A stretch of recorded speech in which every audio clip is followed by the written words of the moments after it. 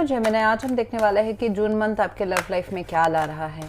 ये जो रीडिंग है ये sun, moon, rising and Venus signs के लिए है। आज हम देखने वाले हैं कि आपके पर्सन की फीलिंग्स, इंटेंशंस, एक्शंस एंड इस महीने क्या आउटकम रहने वाला है इस रिलेशनशिप का, वो हम देखने वाले हैं।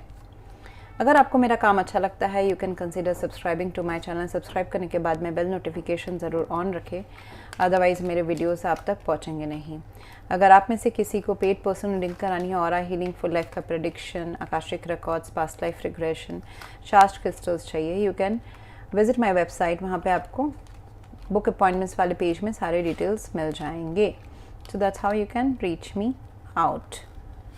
अगर आप मेरे YouTube चैनल के मेंबर बनते हैं तो यू गेट एक्सक्लूसिव पर्क्स, जैसे कि आप लाइव स्ट्रीम के दौरान मुझसे अपने पर्सनल सवाल पूछ सकते हैं that I answer free of cost, and उसमें अगर कुछ मेजर रेमेडीज़ भी चाहिए होंगे that also I give you free of cost. So this are the benefits that you get. Roles could be reversed at any point of time, ध्यान दीजिएगा Gemini. And आप अगर रेगुलर टैरो व्यूअर है तो आपको पता ही होगा।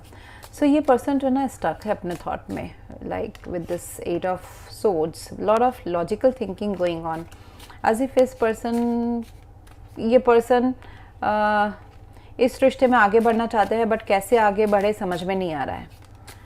और एक्चुअली आगे बढ़ने के रास्ता है, लेकिन ऐसा हो सकता है कि आप दोनों के बीच में ना कुछ ऐसे थॉट प्रोसेस की अनबन हुई है, या फिर कुछ भी हो सकता है। इट्स अ जनरल रीडिंग, मैं उसमें अभी डिकोड नहीं करूँगी। बट लॉजिकली अगर देखा जाए तो, या कम्युनिकेशन वाइज अगर देखा जाए तो ये पर्सन काफ़ी स्टक है, विक्टिमाइज फील करते हैं, अरे मेरे साथ ही ऐसा क्यों, या फिर मेरे लव लाइफ में ऐसा क्यों होता है।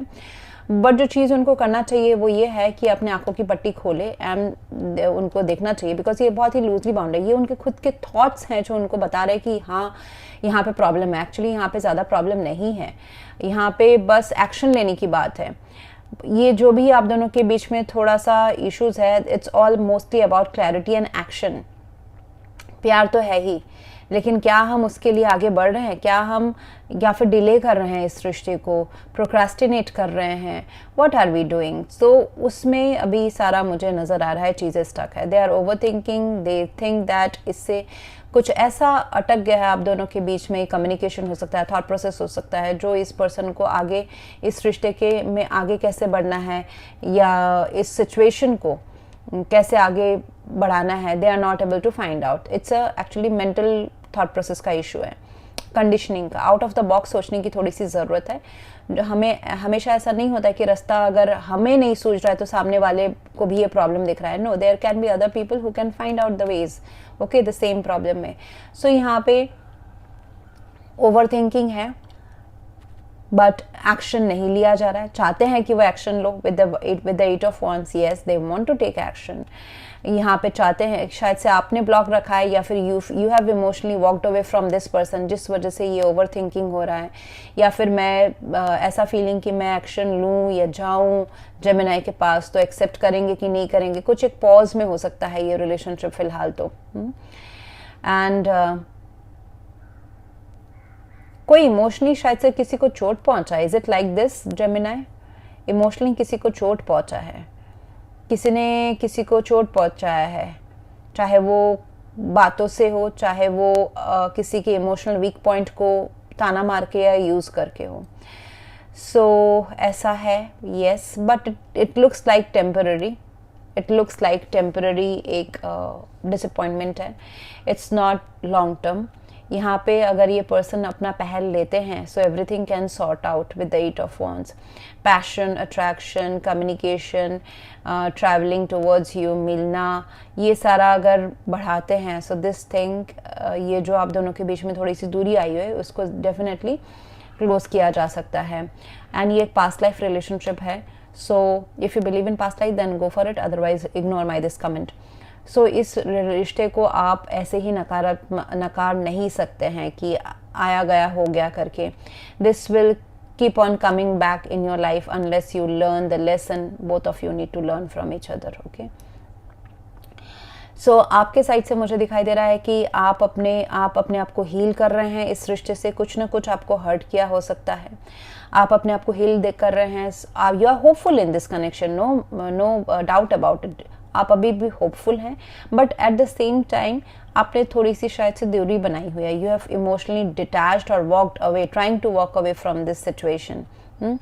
सो थोड़ा सा डिटैचमेंट है, एंड कभी ना कभी ये पर्सन आपके बहुत दिल के करीब थे, अभी भी हैं. This person was and is a wish fulfillment for you. There is lot of love in this relationship, but उस लव के लिए जो एक्शन या एक्सप्रेशन करना पड़ता है वो उसकी थोड़ी सी कमी आई हुई है.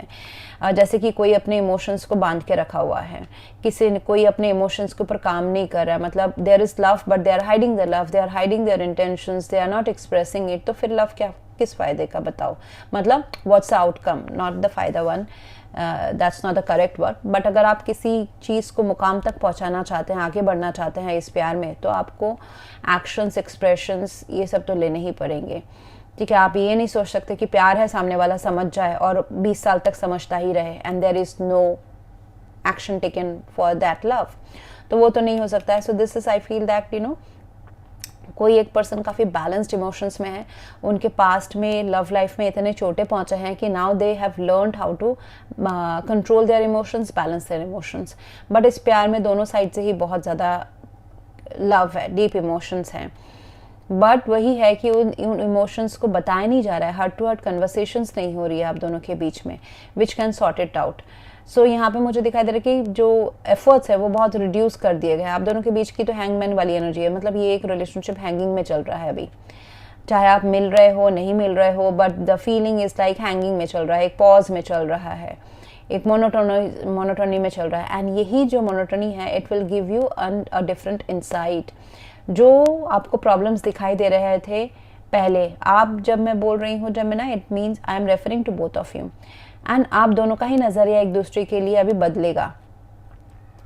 both of you will realize, yes, this relationship can be worked out, still it can be worked out, because there is still passion, still love, and एक क्लियर कट कम्युनिकेशन से इस रिश्ते को, या फिर इस मिसअंडरस्टैंडिंग को, या फिर एक denial of making a decision, या फिर चूजिंग ईच अदर, इस चीज़ को हम ओवरकम कर सकते हैं.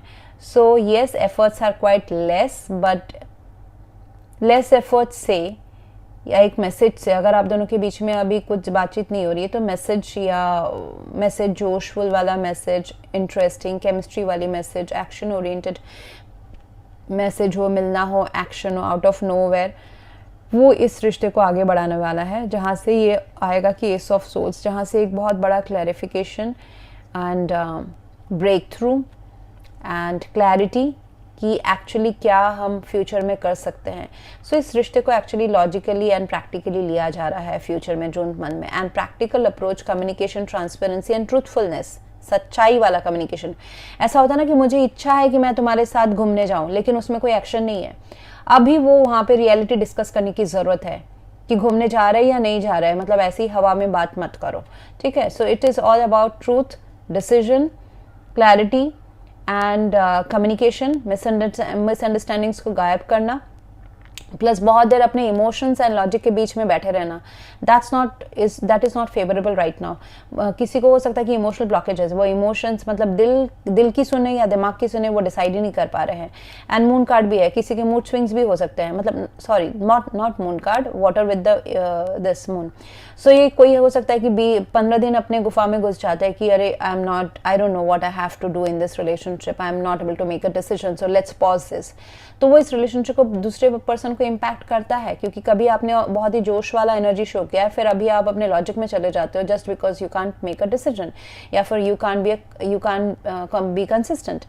तो यहाँ पे उस चीज़ को बात करना एंड डिसीजन लेना का मुझे नज़र आ रहा है. लॉजिकल जो भी डिफरेंसेस हैं, discuss it out logically, practically, logistically, and then everything will be fine. क्योंकि ये जो सोर्ड्स हैं वो सब कुछ आपके मन के धुंधलेपन को, आप दोनों के मन के धुंधलेपन को, डाउट्स को क्लियर आउट कर देंगे. इमोशनल अगर हर्ट हुआ है पास्ट में, उसको भी ओवरकम किया जा सकता है with this decision and communication. And what ever is not needed in this relationship, cut it out. जो नहीं चाहिए, जो ओवर थिंकिंग है, या फिर कैसे क्या होगा, आउट ऑफ द बॉक्स नहीं सोच पा रहे हैं, देयर इज स्टिल पॉसिबिलिटी कि this relationship can be worked out together, अगर उसमें स्टेप बाय स्टेप आप दोनों आगे बढ़ते हैं तो. हाँ, क्योंकि पैशन एंड लव तो अभी भी है. सो इसके ऊपर काम करने से आप दोनों का, काम से मेरा मतलब है mostly the communication is needed. Communication and seeing things clearly, क्या कि मुद्दा क्या है, उस मुद्दे को आमने सामने कन्फ्रंट करके this relationship can work out very well. So these are the possibilities. Now it depends on both of you कि आप यहीं पे stuck कितना दिन रहना चाहते हैं या फिर आपके person कितना दिन stuck रहना चाहते हैं overthinking सोच के, and आप इससे walk away जो करने की कोशिश कर रहे हैं, क्या आप walk away कर पाओगे या नहीं पाओगे permanently, या फिर it's a temporary thing that you want to do. So ये सब आप जब तोड़ लोगे आप दोनों, you will get the answer कि मुझे हम दोनों will let's talk it out and let's see what happens.